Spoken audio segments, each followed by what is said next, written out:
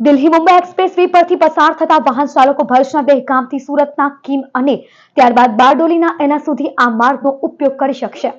આ તરફ અંકલેશ્વરના પુનગામ નજીક એક્સપ્રેસ વેની એન્ટ્રી એક્ઝિટ બંધ કરાતા અનેક વાહન ચાલકો અટવાયા હતા। દિલ્હી મુંબઈ એક્સપ્રેસ વેનો ભરૂચ જિલ્લાના દહેગામથી સુરતના કિમ સુધીનો માર્ગ ટ્રાયલ બેઝ પર શરૂ કરવામાં આવશે। આ પગલાથી દક્ષિણ ગુજરાત તરફ જતા વાહન ચાલકોને ઝડપી અને સુગમ મુસાફરીની સુવિધા મળશે। તેમ છતાં એક્સપ્રેસ વે પર અંકલેશ્વરના પુનગામ નજીક આપવામાં આવેલ એન્ટ્રી અને એક્ઝિટ પોઈન્ટ અચાનક બંધ કરી દેવામાં આવ્યો છે। કોઈ પૂર્વ સૂચના વગર આ નિર્ણય લેવામાં આવતા અનેક વાહન ચાલકો મુશ્કેલીમાં મુકાયા હતા।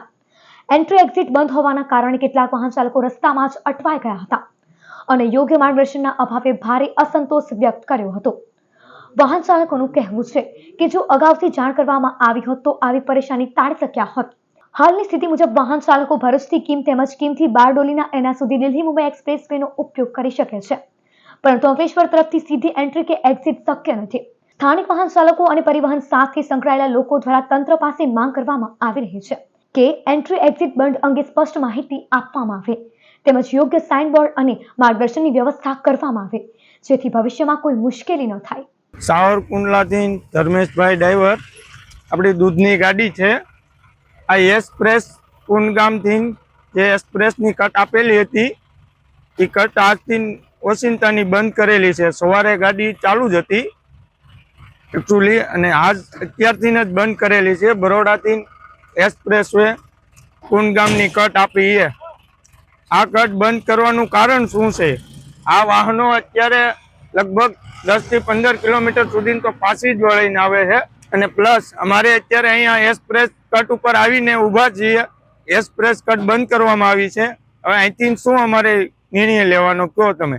ઓચિંતાનું બંધ કરવાનું કારણ શું છે? મારું નામ નીરવ છે અને હું સુરતથી આવ્યો હમણાં।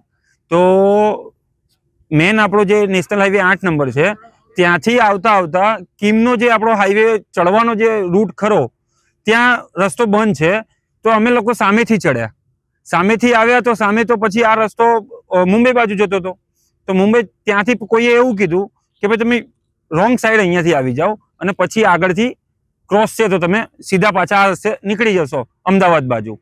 પણ ખરેખર આ લોકોને છે ને ત્યાંથી બોર્ડ મારવું જોઈએ કે ભાઈ તમે ત્યાંથી સામેની બાજુ બી છે જે બી વે છે એ વેનું બોર્ડ મારીને એ લોકોને પ્રોપર વે બતાવવો જોઈએ।